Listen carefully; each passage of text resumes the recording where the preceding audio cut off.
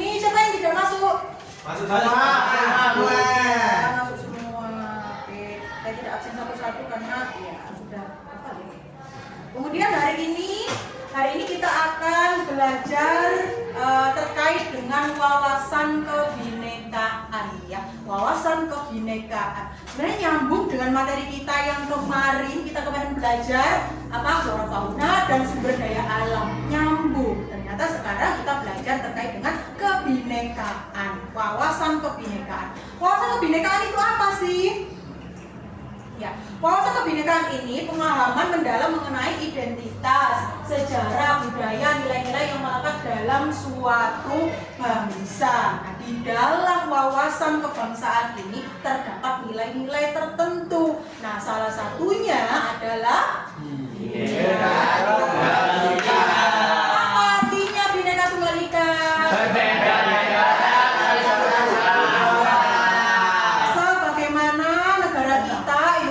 Merdeka ini adalah negara yang multicultural, yaitu negara dengan berbagai macam budaya, agama, kemudian apa lagi? Ras, kemudian apa lagi? Bahasa. Yang ada di sini saja bisa terlihat sudah ada perbedaan ya di sini ya. Nah, untuk mencapai bagaimana sampai pemahaman terkait dengan wawasan kebangsaan itu, salah satunya kita harus memahami diri kita sendiri. Ya, jadi sebelum memahami orang lain, orang yang berbeda suku, orang yang berbeda agama, orang yang berbeda ras dengan kita harus memahami diri kita sendiri. Ya, memahami diri kita sendiri berarti harus damai dulu terhadap diri kita sendiri. Damai terhadap diri kita sendiri itu apa sih? Artinya secara garis besar. Secara garis besar apa? Mampu menghargai, menghormati orang lain. Ya, jadi kita ibaratnya itu kita mengkondisikan diri kita terlebih dahulu, baru kita bisa menghormati, menghargai orang lain. Dan di sini bisa dipahami ya? Bisa ya? Bisa. Oke. Jadi hari ini ya kita belajar terkait berdamai dengan diri. Ini tapi kaitannya dengan wawasan kebangsaan tadi. Nah, kemudian apa yang kegiatan apa yang kita lakukan hari ini? Yang pertama, kalian memahami konsep tentang ragam identitas diri. Ragam identitas diri. Seperti yang saya katakan tadi bahwa kita di sini sudah terlihat ada beberapa suku. Ada suku berapa? 3 ya? Suku Jawa, suku mana nih? Palembang ya, Bang ya? Ya, Sumatera, kemudian Madura, kemudian suku Sunda. Jadi kemudian identitas diri, identitas diri orang-orang itu kan beda-beda, ya kan, perbedaan itu akan membentuk sebuah warna. Nah, tapi kalau kita mampu merangkai perbedaan itu dengan indah, itu akan berjalan dengan baik. Tapi kalau kita identitas yang berbeda itu kita anggap sebuah permasalahan, maka akan menimbulkan konflik. Nah, jadi makanya kita harus berdamai dengan diri sendiri dulu, mampu menganalisa terhadap diri sendiri dulu, kemudian kita bisa menerapkan ke lingkungan sekitar kita, ya. Nah, terus yang kedua, mampu memberikan contoh sikap welas asih pada diri sendiri. Apakah itu sikap welas asih? Tadi? Kasih sayang. Kasihan terhadap diri sendiri, begitu ya. Jadi kasihan terhadap diri sendiri bukan berarti kita rendah diri, bukan ya. Kalau rendah diri nanti berarti kita nggak pede dong ya. Jadi welas asih, welas asih apa yang namanya kasihan atau mengasihi diri sendiri ya. Kemudian kalau kita sudah mengasihi diri kita sendiri, sudah identitas diri kita sudah terbentuk, maka kita akan bisa mengasihi orang yang ada di sekitar kita, gitu ya. Bisa dipahami? Bisa. Oke. Kemudian, nah ini ada pertanyaan nih. Pernahkah Anda merasa malu, tidak percaya diri terhadap identitas diri Anda? Siapa yang pernah merasa malu? Tidak pernah. Tidak pernah, Mas Tommy, tidak pernah. Pernah. Kalau pernah, pada saat apa ini muncul perasaan yang seperti itu? Pernah merasa malu? Ketika saat bertemu orang banyak. Saat bertemu orang banyak. Jadi malu dan tidak percaya diri ya jadinya ya. Nah, ini terus apakah Anda merasa percaya diri menampilkan diri yang utuh tanpa ada perasaan malu atau perlakukan tidak baik karena identitas diri Anda. Ada yang pernah di sini mengaji di sebuah pengajian umum, kemudian Anda pernah dipermalukan seperti itu? Ada yang pernah? Tidak. Alhamdulillah. Jadi memang kalau dilihat dari pertanyaan ini ya, mulai dari diri sama, lihat diri sama sendiri. Apakah sampean pernah merasa malu? Apakah sampean tidak pernah percaya diri atau sebaliknya? Nah, dilihat kenapa saya merasa malu ya? Soalnya saya tidak boleh merasa malu. Soalnya saya harus percaya pada diri kita sendiri. Siapa lagi yang bisa memotivasi diri kita sendiri kalau diri kita sendiri yang ayo kamu bisa, kamu tidak malu, kamu percaya diri begitu. Kalau sampean sudah rendah diri ya sudah ya, akan seterusnya sampai kapanpun sampai akan seperti itu ya. Jadi tidak boleh merasa malu, tidak boleh tidak percaya diri, tapi jangan over ya, terlalu percaya diri pun tidak malu. Aktivitas hari ini ya, saya minta nanti ada sebuah game permainan ya. Ayo kita mulai dengan bermain identitasku. Nah, jadi saya nanti menyebutkan satu atau beberapa identitas atau sesuatu ya. Kalian pilih. Nah, nanti akan saya rangkum sebenarnya ini kamu seperti apa orangnya, identitas diri kamu seperti apa begitu. Coba sekarang yang perempuan di sini, yang laki-laki di sini. Yang merasa perempuan di sini, laki-laki di sini. Oke, siap? Siap ya, saya akan menampilkan sebuah gambar. Silakan kalian identifikasi sesuai diri kalian sendiri. Jangan ikut-ikutan temannya. Oke? Baik. Yang pertama, tinggi atau pendek? Tinggi, pendek, silakan. Tinggi di sini, pendek di sini. Pendek di sini, oke. Pendek di sini, pendek di sini. Tinggi di sini, pendek di sini. Oke. Lagi. Oke. Yang berambut keriting dan lurus. Keriting, lurus. Keriting, lurus. Keriting dan lurus. Lurus di sini. Oke, salah lurus ya. Ya. Oke, berarti lebih banyak yang keriting ya. Selanjutnya, ini ada beberapa ras. Saya bisa. Beberapa ras yang karena kita melanosoid ya, berarti ini antara coklat dan kuning begitu ya. Coklat di sini, kuning di sini. Kalau hitam gimana? Ada yang hitam. Coklat di sini, kuning di sini. Terus, nih siapa nih yang merasa perempuan? Perempuan laki-laki. Perempuan laki-laki di sini. Perempuan. Kencang gimana tuh? Sudah ada. Sudah. Perempuan laki-laki. Perempuan laki-laki. Sudah. Nah, selanjutnya nih ada apa ini? Rujak cingur dan gado-gado, ini yang khas dari Jawa Timur ini ya. Rujak cingur, yang suka rujak cingur di sini, yang suka gado-gado di sini. Gado-gado. Ayo, bro. Berarti yang suka rujak dikit banget ini. Yang suka rujak dikit banget. Gado-gado. Yang gado-gado. Kita sepi. Rame di sini, sepi di sini. Ya, Mbak Miftah ini yang suka konser ya. Rame di sini, sepi di sini. Oke, yang rame kenapa suka yang rame-rame?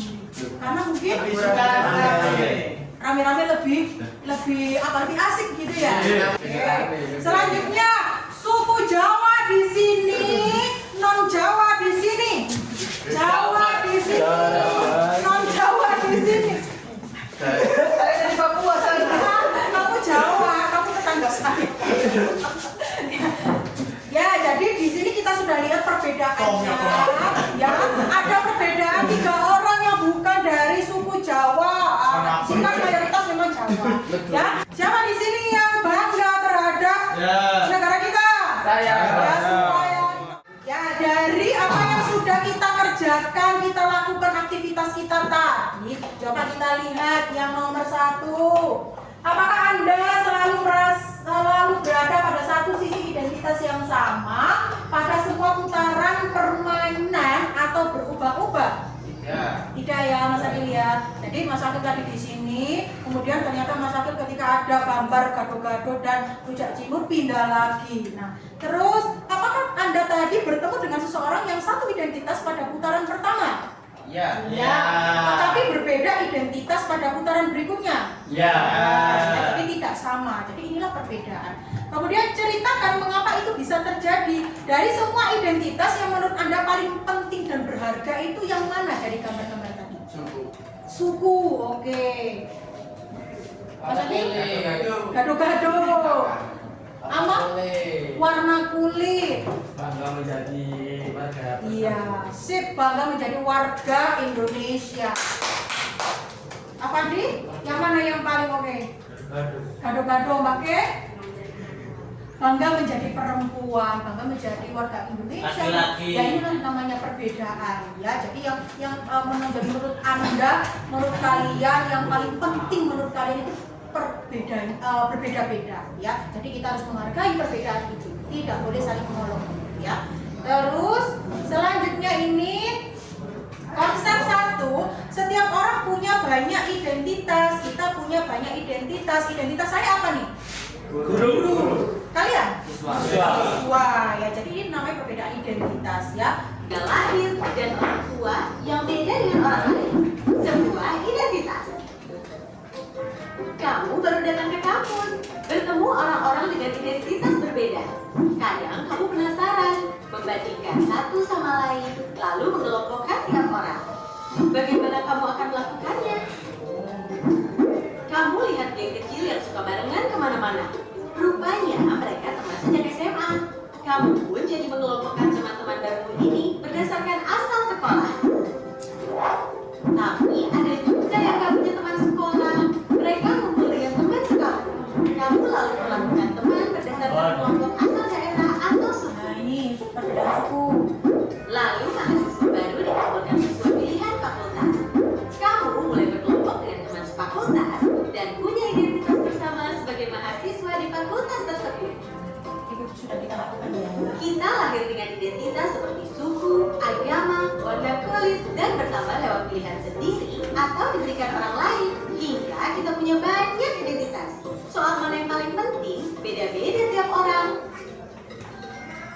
Ada saja yang terlalu bangga dengan identitasnya, hingga merasa berhak merendahkan yang lain. Ada juga yang terlalu minder, sampai tergoda membela identitasnya secara ekstrim. Beda identitas itu wajar, namun mungkin kita perlu cara pandang yang benar soal identitas. Coba lihat baik-baik. Mungkin kita beda dalam satu identitas, tapi sama dalam identitas lain. Bahkan ketika mengelompokkan orang, kita sebenarnya mencari-cari persamaan identitas. Akhirnya kita perlu pahami bahwa beda itu hak asasi. Namun kita juga akan temukan semua orang punya satu identitas yang sama, insan Tuhan. Oke, sudah paham ya dari sini? Mungkin kita punya kesamaan identitas suku dengan seseorang, tetapi berbeda identitas agama dengan orang tersebut. Yang di sini ada tidak perbedaan agama itu? Tidak. Semua satu agama ya, berarti tidak ada perbedaan. Tapi satu agama, tapi sukunya ada yang berbeda. Ya, jadi itu pengelompokan tadi loh, ada yang dalam satu kelompok, ada yang lain kelompok. Nah, kemudian ada identitas yang begitu saja kita terima sejak lahir dan tidak bisa dirubah. Ya mungkin tadi ada agama dan gender ya, gender yang tidak bisa kita rubah sebenarnya, tidak boleh dirubah ya. Tapi pengecualian yang merubah itu ya.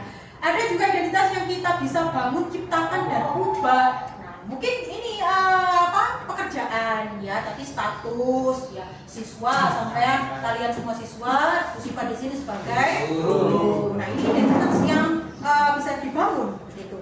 Ada identitas yang kita anggap sangat penting. Jika orang merendahkan identitas tersebut, kita akan merasa sangat tersinggung. Contohnya apa nih?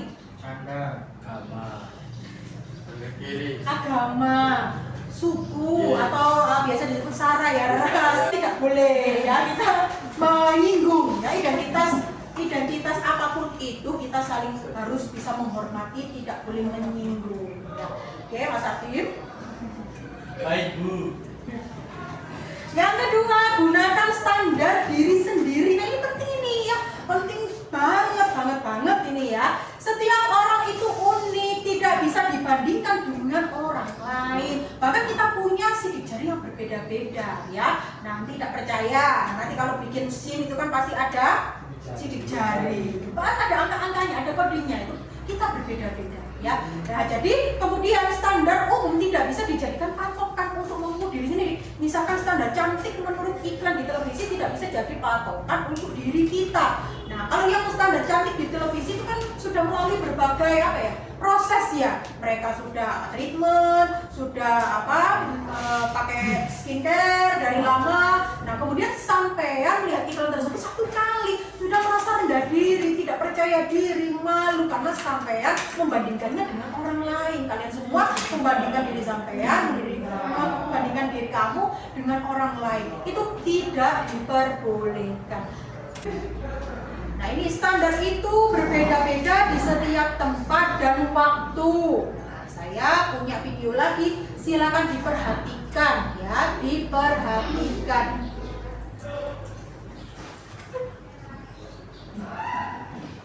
Yuni, seorang siswi di sebuah SMA, berasal dari keluarga sederhana. Tapi karena ingin dihormati dan diterima, Yuni mengaku sebagai anak orang kaya. Gaya persona dan bicaranya diatur sedemikian rupa.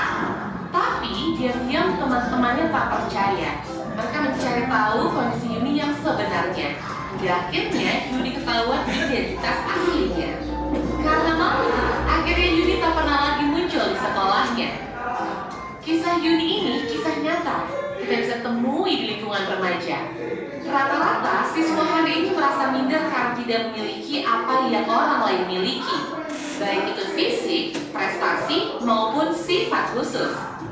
Menurut hasil FGD kami dengan para guru di 4 sekolah yang ada di Jawa Barat, bahwa dari 1 dari 4 siswa merasa minder karena fisik. 80-an, pria yang dianggap ganteng itu berkumis tebal. Apakah saat ini masih berlaku? Tapi, kalau yang sifatnya nilai moral itu universal. Sikap jujur di mana-mana dari dulu sampai nanti tetap dianggap baik dan keren. Jadi, daripada ngejar standar cantik fisik, mending membangun inner beauty. Gak usah habisin waktu apalagi sampai menipu diri untuk terlihat sesuai standar fisik yang umum. Gak usah minder kelihatan di bawah orang lain atau sombong karena kelihatan lebih tinggi. Karena setiap orang unik dan tidak bisa dibandingin. Kalaupun mau bikin standar dan membandingkan, buatlah standar tinggi buat dirimu sendiri. Bandingkan dirimu kemarin dengan dirimu hari ini. Apakah hari ini kamu lebih baik dari kemarin? Terus dorong dirimu sampai memenuhi standar best version of yourself. Ingat, kamu dilahirkan original. Kenapa harus mati sebagai kopian orang lain? Ya, betul sekali. Oke, sampean kalian semua diciptakan original. Kenapa? Meninggalnya meniru, imitasi itu berarti ya. Ada konsep 3 ya, welas asih pada diri. Tadi sudah saya singgung di awal-awal tadi. Welas asih itu apa sih? Nah, coba kita lihat di sini. Ada apa ini? Oke, yang di sini jempol ke bawah, ya. Atau yang narsis ini ya, narsis mengagumi diri secara berlebihan. Yang ini ya, mengagumi diri yang nggak kelihatan ini ya. Mengagumi diri secara berlebihan, ini tulisannya narsis. Siapa di sini yang suka narsis? Miftah. Ya kah? Tidak ada yang suka narsis ya. Jadi terlalu mengagumi dan terlalu berlebihan. Aku ini sangat amat cantik sekali sekecamatan Puri, misalkan begitu ya. Adakah yang seperti itu? Ada. Siapakah dia? Tidak ada ya, tidak ada. Kemudian di sini apa ini namanya? Self pity. Ini adalah mengasihi diri sendiri secara berlebihan, terus merasa jadi orang yang paling malang sedunia. Ya, aku ini tidak bisa beli iPhone Pro Max. Aku paling malang sedunia. Apakah begitu? Tidak. Ya, jangan merasa diri paling malang sedunia. Ya, kita harus berdasarkan standar diri kita sendiri, kita harus percaya diri. Ya. Kemudian di sini apa ini? latihan mencintai diri sendiri. Ini sebelum mencintai orang lain, kalian harus mencintai dulu diri kalian sendiri. Masa sudah mencintai orang lain tapi diri kalian sendiri tidak cinta? Gitu ya. Oke, sekarang apa nih? Yuk buat tindakan konkret. Yang pertama, aktivitas kita adalah ucapkan terima kasih dan penghargaan terhadap diri kita masing-masing. Ini nanti per anak ini nanti mengucapkan rasa terima kasih. Yang pertama untuk dirinya sendiri dulu, yang kedua untuk temannya. Coba sekarang ya, ucapkan di diri kalian. Ayo Mbak Ke. Terima kasih diri ini sudah kuat, sudah sabar, sudah ikhlas menjalani sampai kelas 2 ya. Tetap bertahan terus, tetap berjuang terus sampai nanti kita mencapai puncak standar kita sendiri-sendiri. Amin. Oke, aktivitas yang kedua, kita ucapkan terima kasih dan penghargaan untuk orang terdekat kita. Terima kasih.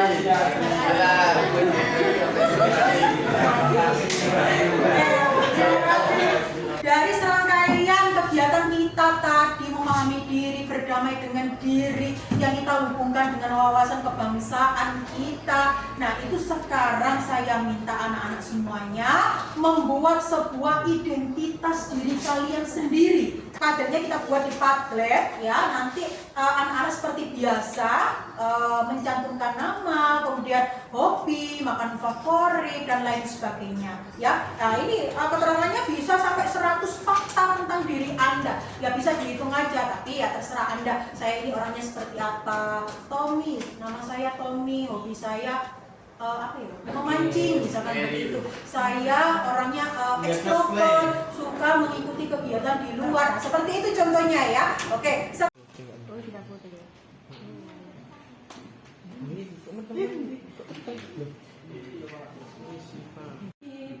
Sebutkan dengan siapa yang paling senang melakukan hobi tersebut.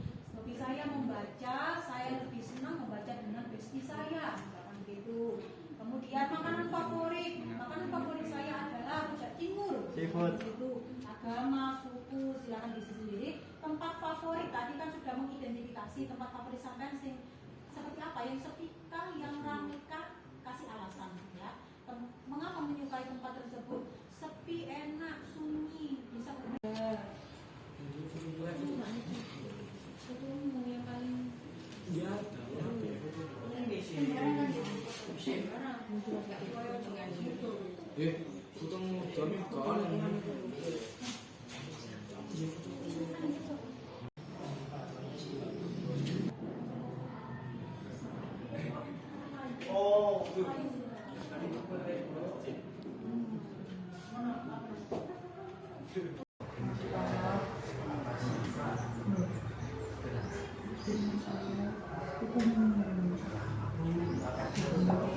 saya memancing, saya paling suka memancing teman.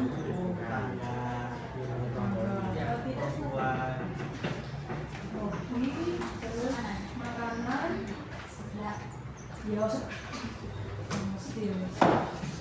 agama, suku, dia sudah ya.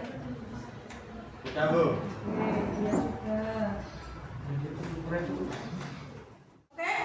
Sudah ya kegiatan tadi, mulai dari diri sudah, aktivitas sudah, refleksi kita juga sudah ya, kemudian konsep sudah, aplikasi juga sudah. Kalian mengaplikasikannya, membuat identitas diri kalian sendiri juga sudah kita lakukan. Harapannya anak-anak nanti apa yang sudah saya sampaikan bisa diterapkan anak-anak dalam kehidupan sehari-hari. Berdamai dengan diri sendiri. Setelah berdamai dengan diri sendiri, kalian bisa berdamai dengan orang lain. Begitu, saling menghargai, mengasihi, menghormati.